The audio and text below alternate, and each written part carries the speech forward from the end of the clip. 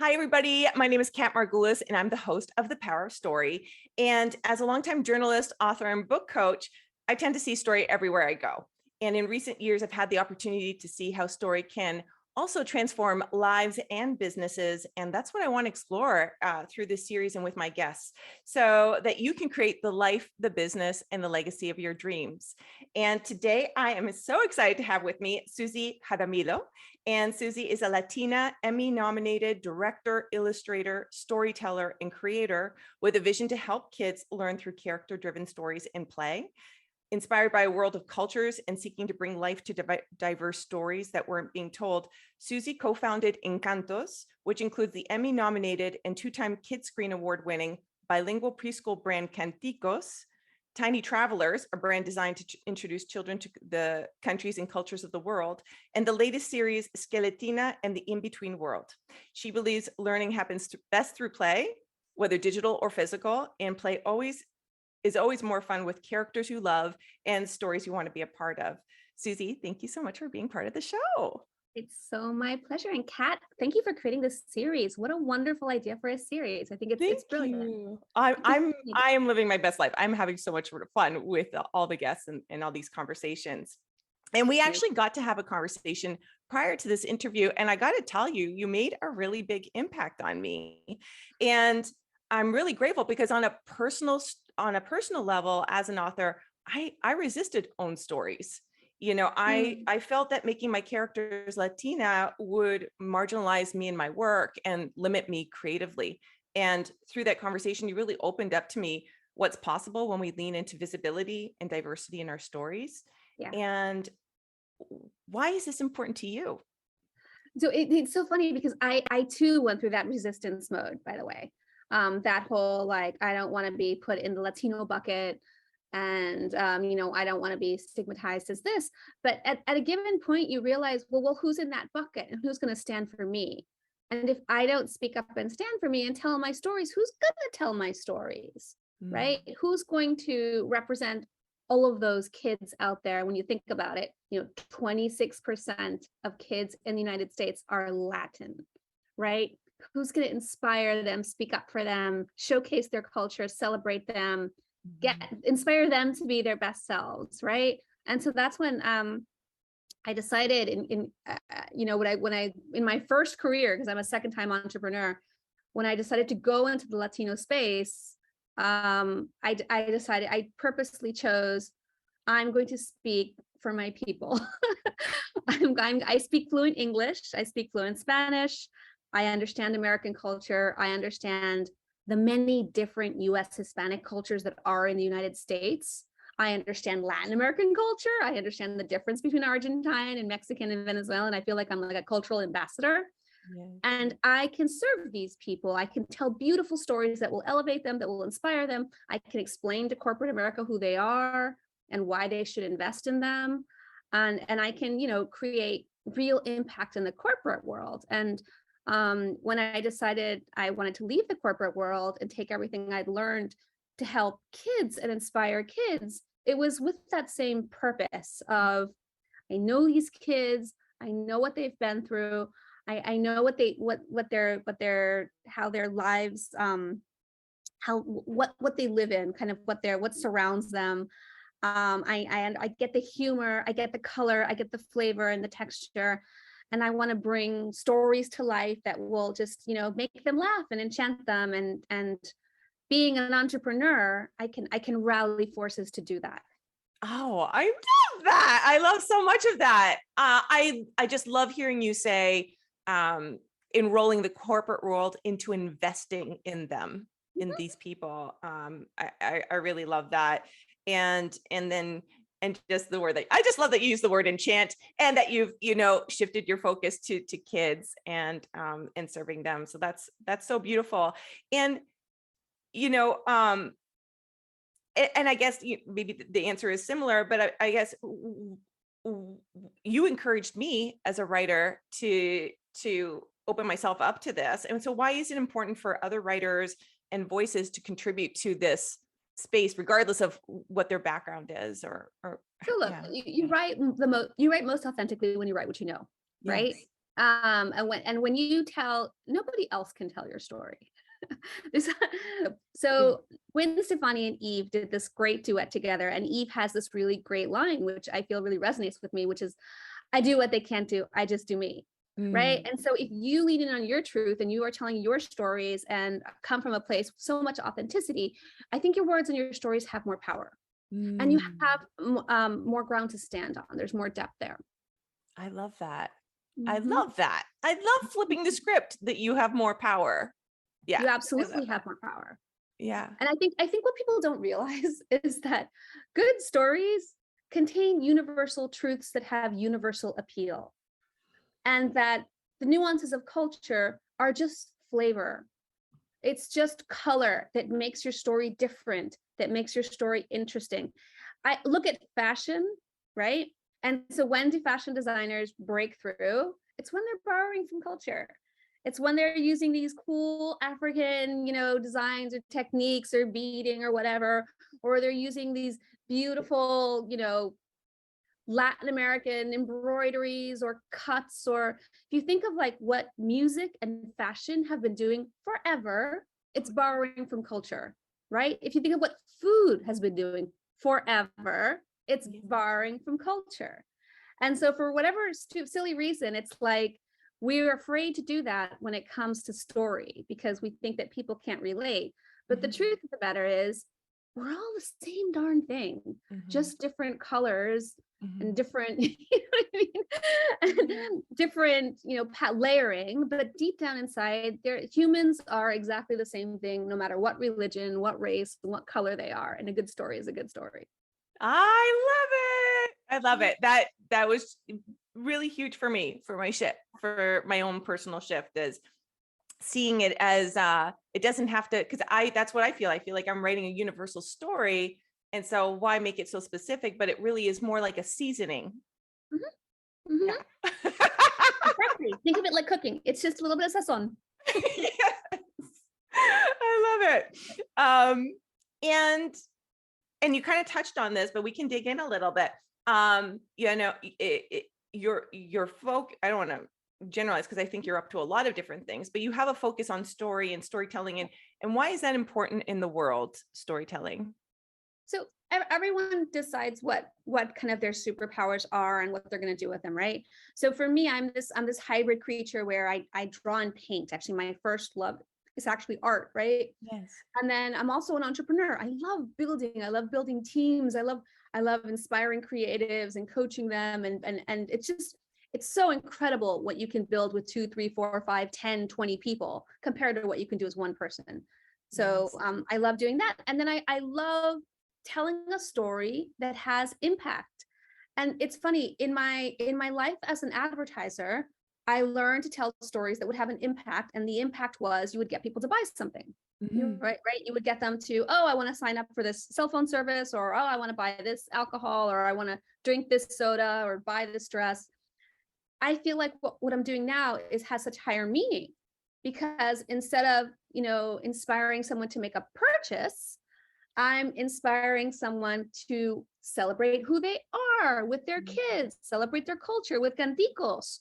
Or in the case of Skeletina, I'm inspiring kids to let go of their fears, right? And to be more open when they go to sleep, and to lean into their imagination, what's possible when they dream. So I'm still building a business in the sense that I'm still like building up these characters and these worlds, and hopefully people will buy my books and buy our Canticos products, but I'm also giving them something special. They're buying it, and they're buying inspiration for their child. They're buying something that hopefully will be of benefit, and, just really help their child be all that they can be, and sort of like lean into their full potential. I love it. I can't wait to get my hands on that book for the kids, especially with Halloween coming up, right? How old are your kids, out of curiosity? 6, twins are 10, and then a 13. All right, we're kind of in the same boat. I have a 13-year-old and I have an 11-year-old. Awesome. Yeah, those are great ages. Yeah. And I don't know what your personal experience is, but I feel like different from when I was growing up. I feel like the kids crave hearing stories about my background and my parents' history. And it was I was part of a different generation, but they're really into it. Oh yeah. They're totally, Yes. oh my God, you want to hear something funny, really funny story? Like, okay, Yeah. so my kids, I'm married to a Colombian, right? But his parents, because we're all countries of immigrants, his Yeah. mother's Austrian, right? And so my kids are lighter than I am, right? Yeah. In fact, at one point I was asked, did you marry a Caucasian? Because your kids are so white. Anyways, so my son doesn't look as Latin as you would think, but he feels really Latino. He's got it really internalized. And so at one point he was in school and some kid asked him, are you Christian or Jewish? And he was like, I'm Latino. It's like one of my favorite stories. I love Anyway. that. That's so cute. But really cool to hear your journey from storytelling in business and story and impact driven storytelling that you do now. What can other businesses learn from you about what's possible for them in storytelling? I think what people don't like, I think the thing about business is that people think that business is about making money, right? But the truth is, like, when you have purpose and you're actually serving a need, there's so much more money to be made. Number one, like when you're actually filling a need and inspiring people and you're grounded in purpose, a few things happen. Number one, you have so much more energy because what you have this sense that what you're doing is really, really important. It's what you're supposed to be doing. So you're able to, lift mountains in a way that you might normally not be able to. Number two, you're going to rally people to your cause because you're purpose centered. And people are attracted to things with meaning. So you're more likely to get followers. You're more likely to get, teammates that are going to go above and beyond because they believe in the vision, right? And number three, you're going to be such a good salesperson right? Because you believe in what you're doing and it's meaningful to you and you think it helps the world, right? So you're going to be a fantastic salesperson. And that, is attractive to buyers, right? And so, the idea that that doing good and building a business should be separate ideas, I think is a false dichotomy, is a misnomer. I think that there is absolutely a business to doing good. Yeah. And you have to be wise about it. You have to be savvy about it. You have to pay your dues, cut your teeth. I didn't just wake up and say, oh, I want to do this. I paid my dues, figuring out what sort of like my strengths were, and also what my weaknesses were. And part of I think our training as women and as just, I don't know if this is cultural, but we beat ourselves up for what we're not good at. And we should stop that. You lean into what you're good at and you find someone else to do the stuff that you're not good at. Yeah. Right? And it's really important to know your strengths and to know where other people are smarter and to surround yourself with the smartest people that you can and try not to be the smartest person in the room, right? Try to be the wisest person in the room that can really listen to those around you and can make really good judgment calls. And that's how you kind of build a machine that in an ideal world, if I kick the bucket tomorrow, this thing grows without me, right? Yeah. That's the ideal thing, is that things continue even when you're not there. So, and then last but not least, like life is really, really short. I don't have parents anymore, right? And you just never know what's going to happen. And so it's really important that you think about, what am I doing? Like if I die tomorrow, what am I leaving? To me, that matters, right? And so, yeah, I like to say I work for more than money. But at the same time, I do believe in building a business. I do believe in fair compensation, paying myself and everybody else well, and making sure that we are building something real, something of substance, and something of value that others want to have in their lives. So beautiful, so inspiring. And to that point, I'm going to hop on over to the would-be writers in this audience, because this was something that was really cool that we were chatting about. And you were opening my eyes to the world of publishing, which I'm still a newbie to, and kind of said, like,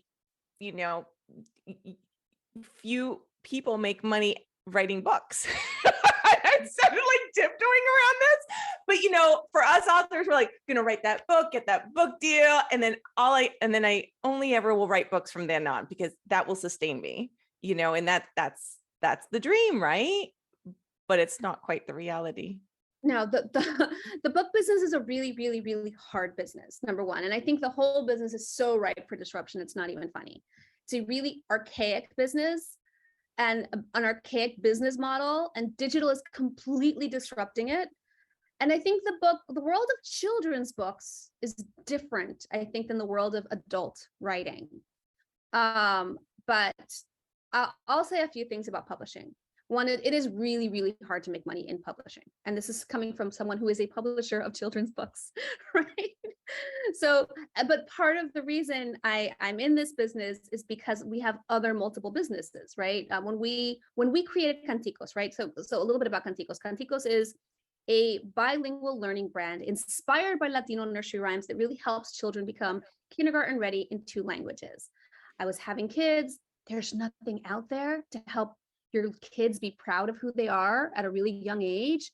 And I was like, where are my board books with my collections of nursery rhymes? Where are they? Where's my app to help them, learn their phonics in Spanish as well as English, and help them with music? Where's my videos, my gorgeous videos that celebrates my, Latino Mother Goose world? Where is it, right? At the time, it didn't exist. We created it. We turned it into a 360 business that has books as one arm, but then also has a series of beautiful Emmy-nominated videos that, just make your kid want to speak Spanish and want to live in this world. And then we have a subscription app that will help your child learn basic literacy concepts, vocabulary, letters, phonics, number literacy, social emotional concepts in Spanish. Or if you're in Latin America and you want your child to learn English, you just change the setting to English and you can do all of that in English, right? What? That's because in my head, I'm like, I totally want to do that, but we get English down first. Yeah, you can learn it in English or in Spanish. And part of that is because it's the digital world. So here's where digital is so disruptive. I couldn't understand why I would buy, when my child was like 2 or 3, when as soon as the iPad came out, I was like, oh my God, the possibilities, mind blown, right? Yeah. And I couldn't understand why Disney was making interactive books in 1 language only. I'm like, why would you do this only in 1 language? Why? Yeah. With the flip of a switch, kids can have this whole experience and pick up another language, And so when I think of publishing, there's the challenge of being an author, and then there's the challenge of being an entrepreneur, right? I think the challenge of the author is to believe in your own voice and make the time to write whatever it is that you need to write, and to not fear the blank page, and to internalize the idea that writer's block really doesn't exist. It's the way for you to not write. Mm-hmm. When you write every day, no matter what kind of garbage you write, that doesn't matter. Mm-hmm. What matters is that you get your thoughts down on the page consistently. And then you develop that muscle, and then you lose the fear of writing. And it's like running and jogging, something that I wish I did more of. But because I don't do it consistently, I can't do it that well. Yeah. In other words, when you do it after a while, you get good at it. So the same goes for writing. I think that once you put yourself on the page consistently, you start to find yourself. And what publishers look for is a really solid, strong voice that, where an image comes to mind when they read that voice. They look for stories that haven't been told, right? That are different than what's out there, stories that will stand out and give people a reason to talk about the book.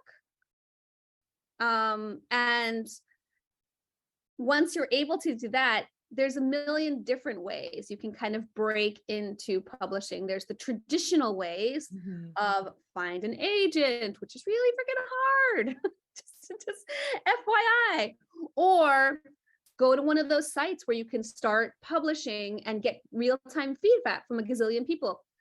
That's what I would do, to be honest with you. If I was doing this from start all over again, I would probably do that, because 1, the agents are there, people are there combing stuff all the time, and B, I know there's this concept of, oh, people are going to steal my idea. And I think in the past that may have been true. But I think today everyone's putting their ideas out there, whether it's social media or whether it's whatever, and everyone gets inspired from everyone's ideas. And at the end of the day, it's all about the execution. And you can't let that fear of somebody's going to be copy me hold you back. You just have to be more prolific than they are. You have to be more authentic than they are. And you just have to be more diligent than everybody else around you.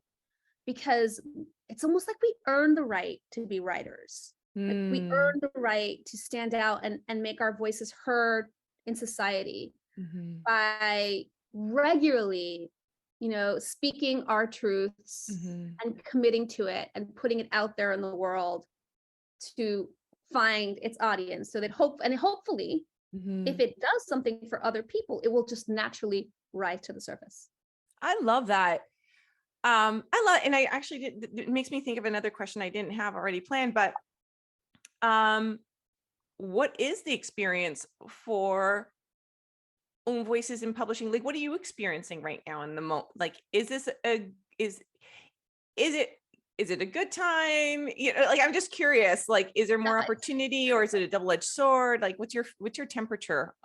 So I would say it's never been a better time to be a writer of color. If you're a diverse writer, now is your moment. Get writing. Okay, put yourself out there. Everybody wants to hear diverse stories. That's number one. Number two, the publishing business is hard. Advances aren't great. I read somewhere that the average book does not even sell 5,000 copies. It's something like 97% of books don't even sell 5,000 copies.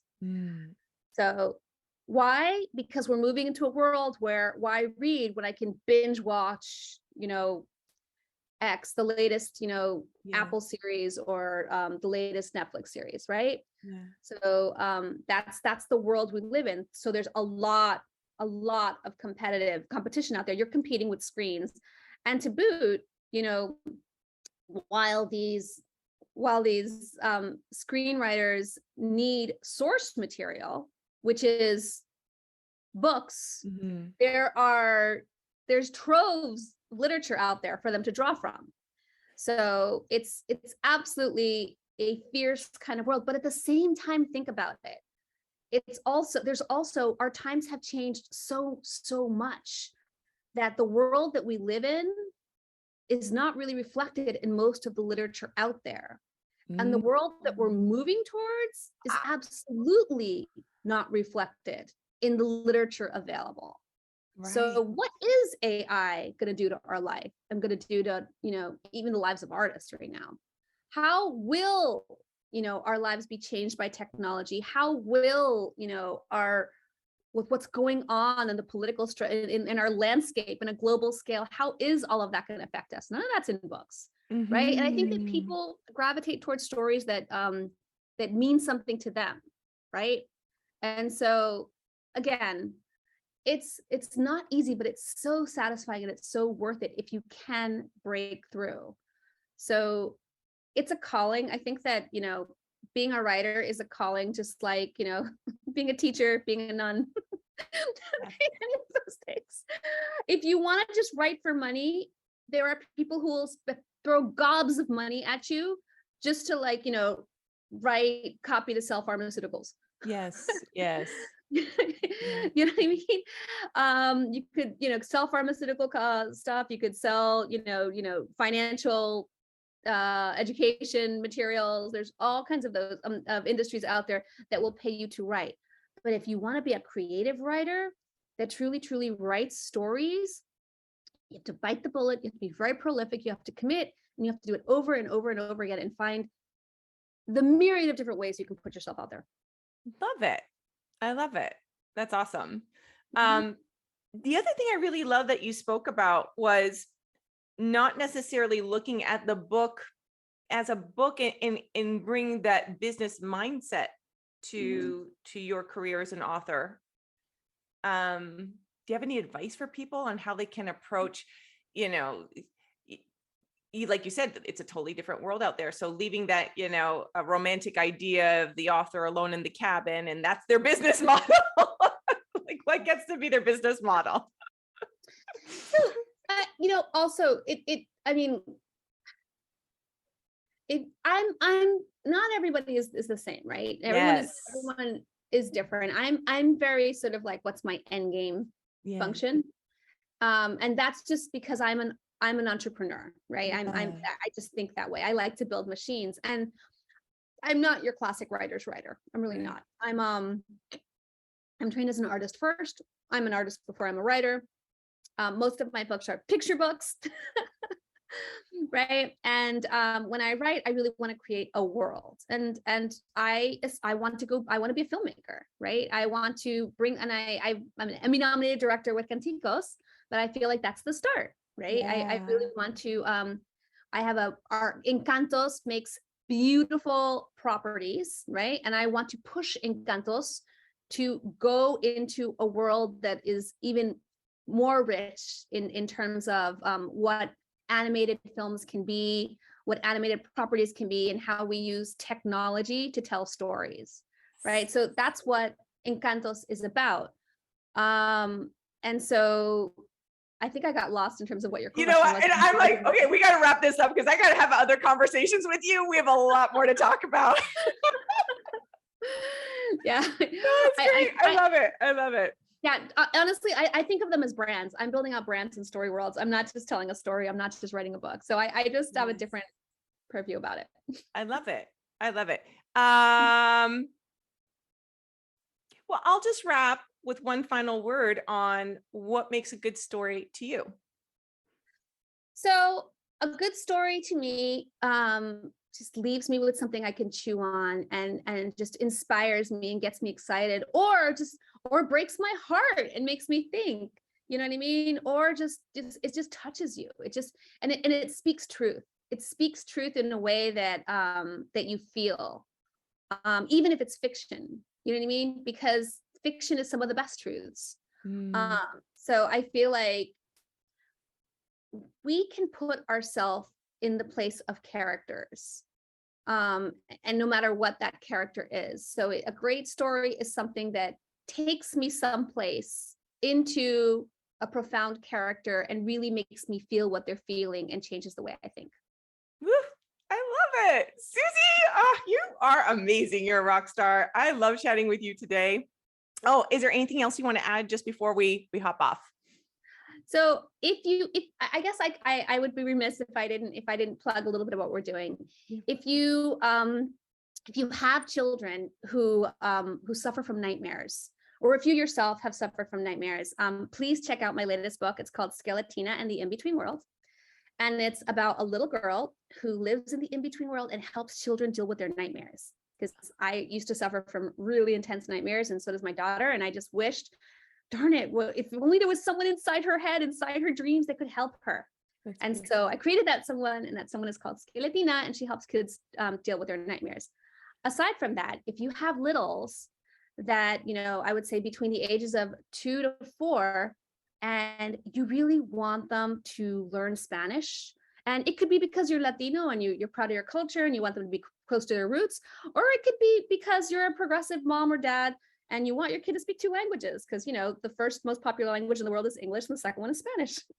And because being bilingual has all kinds of cognitive benefits.